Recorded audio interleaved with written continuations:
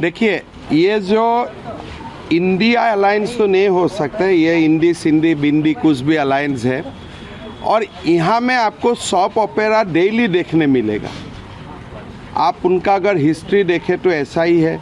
सुबह ममता बोलेगा मीटिंग में आऊँगा, शाम बोले नहीं मेरा फ्लाइट मिस हो गया, मैं नहीं आ रहा हूँ।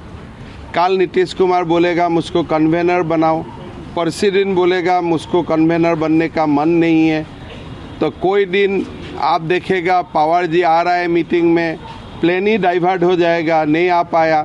तो ऐसा एंटरटेनमेंट न्यूज़ आपको इंडिया अलायंस से मिलते ही रहेगा। अभी आप कितना इसको इम्पोर्टेंस देता है आपका ऊपर ही है। नीतीश कुमार बोले हैं कांग्रेस से कन्वेनर दिया जाएगा।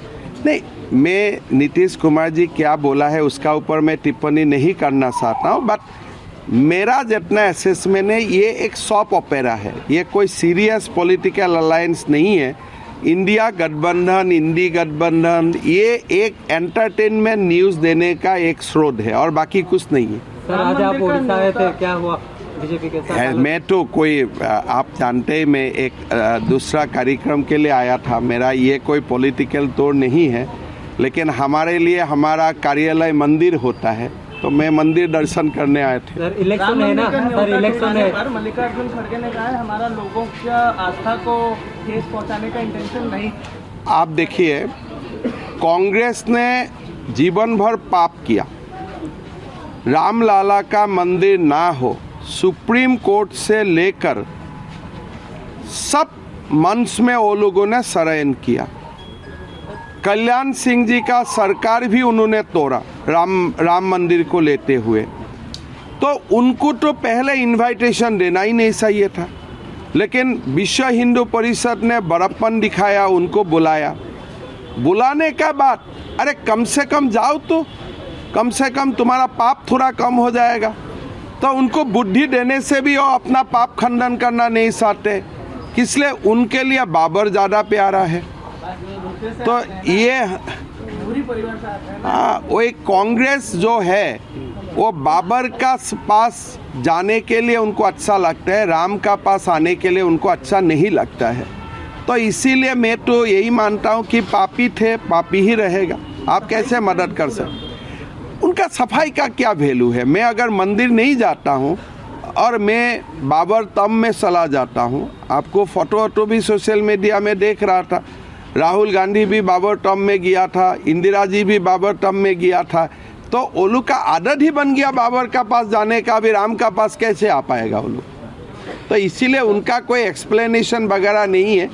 उनका जो क्रियाकांड होता है वो हमने देखा, उनका क्रियाकांड वही उनका एक्सप्लेनेशन है। सर यहाँ पर बीजेपी का सत्ता नहीं है, बीजेडी का सरकार। अरे क्या बात बोलते हैं, हमारा 38% वोट शेयर था, अगली बार 4% का ही रास्ता है। आप देखते देखते सरकार बन जाएगा।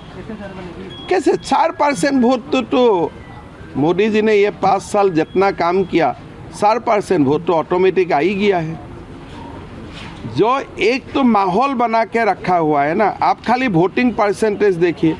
लोकसभा में हमें लास्ट टाइम 38% वोट मिला था, विधानसभा में 32% वोट मिला है। तो ये 5 साल में तो मोदी जी इससे तो अच्छा काम कर ही दिया है। तो ये तो सुनाओ, देखो ये आप मानते हैं, तो अगर आप वो है तो हमें क्यों 38% वोट मिलते हैं?